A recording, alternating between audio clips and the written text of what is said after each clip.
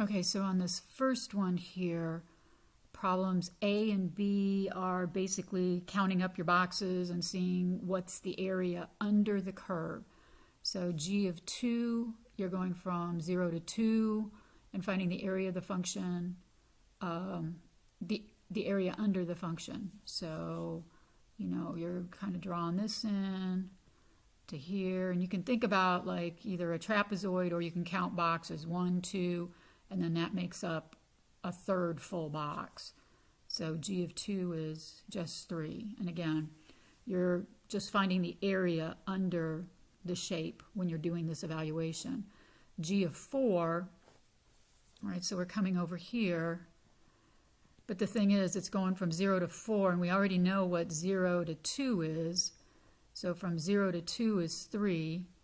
This piece here kind of cancels out with this piece here, because remember, if it's below, it's a negative area. If it's above, it's a positive area. So those two areas cancel.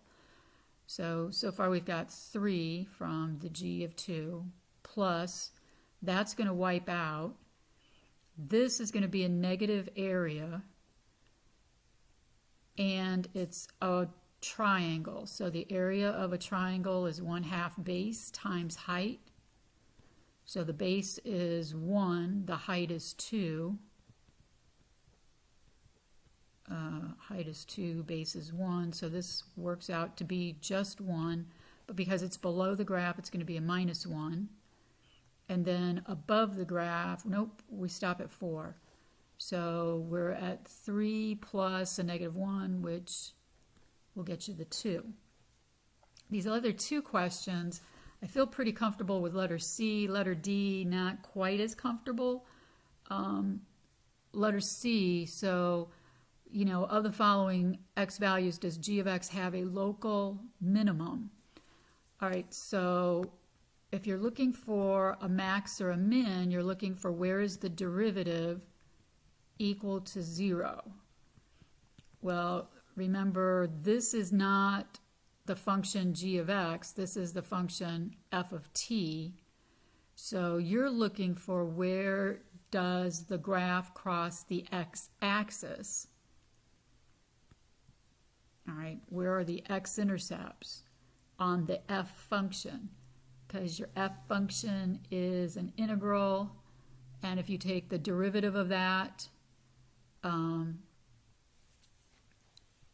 that takes you back to the function itself. So it's really asking, where does the function equal 0? Where does f equal 0? And that's the x-intercepts there. So kind of in writing it out, if you're looking for a local max or a local min, you're taking a derivative, which means you're taking the derivative of the other side. And if you take the derivative of an integral, it just takes you back to the function, in this case f of x. So you're looking for where does f of x equal 0 here, and it's either going to be at this 2.5, which is 5/2, or it's going to be at 4. All right, so now you've got to look to see above and below the graph. If it's above, it's a positive, and if it's below, it's a negative. So you're going from positive to negative slope. That would be a max, and here it's negative because it's below to positive values because it's above. So if you go from negative to positive, you're going to have the minimum. So your local min should be right here at x equals 4. This other one, I don't know so much about. So again, we're taking the derivative of g of x squared, but because there's something inside, you also have to do the chain rule. And then when you take the derivative of the function, you just get the function back. So from here, this is where I get a little murky. Oh, this should be x squared, and then again 2x. So we're looking at where does, because we want to base it off of f, because that's my graph, where does this equal 0? So it's where f of x squared equals 0. Where does your function equal 0? And that would be again at 5/2 and 4. But that's not x anymore, it's x squared. And then the other factor is this one, 2x equals 0, x equals 0. So solving here, take the square root to both sides, x could equal plus or minus 2. Square root here, x equals plus or minus the square root of 5/2 or 2.5. And then this one's x equals 0. Well, the only one that's on your list is the x equals 0 and the x equals 5/2. So these other answers aren't possibilities in terms of what they give you as choices. From here, this is where I'm not sure what the heck they're talking about. They're looking for where they have local minimums. And I looked at the answer and they said both are local mins. And that's where I'm not 100% sure. You'll need to read through his explanation, but apparently these are both local mins. And I'm not seeing how that is. So again, you may want to check on that with him tomorrow if you've got class with him. But how do you know that those are local mins? All right. For problem number 2, let me flip my page here. So on number 2, they give you 2 values, and these, I'm betting you're going to have something like this where you got to flip the symbol and then change the sign. So to get from 5 to 6, you're going to go from 5 to 9 of f of x dx. And then you've got this other one from 9 to 6, but if you put the 9 up here and the 6 down here, it doesn't, like, what I call cancel out. So the 9's got to be down here and the 6 up here, but when you flip the limits, you got to put a minus in front. You can't just randomly flip the limits.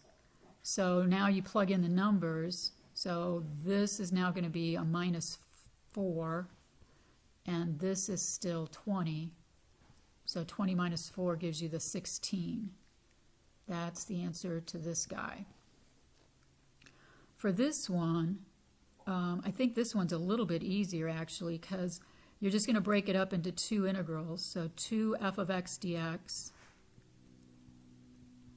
and then the minus 3 f of x dx. Whoops, just minus 3 dx. My bad. So you can pull the 2 out in front, and then we still have from 5 to 9 f of x dx. So we know what this value is because that was given to you as 20. So 2 times 20 is 40. And then this guy, you're just going to integrate like normal, like 3 dx is 3x from 9 to 5, and then do the integration. But keep in mind there's that minus out in front. So when you evaluate and plug in the 9 and evaluate, and then plug in the 5 and evaluate, you're going to take that answer and subtract that from 40. All right. Problem number 3, and you can kind of tell that you shouldn't have to do a whole lot to the problem because of the point value to it, and that's true here. You're wanting to take the derivative of this. So if you take the derivative of an integral, that takes you back to the function, but the x has to be on top in order for that to happen. So you've got to flip the limits of integration. All right, so the x has got to be on top, and when you flip it, you put the minus in front. Tangent inverse of t dt. And then when I take the derivative of the integral, it's just going to be negative, and then you just put the top limit in, x. And that should be it. Okay. So I'm going to stop it here, and then you can digest that, and then we'll move forward.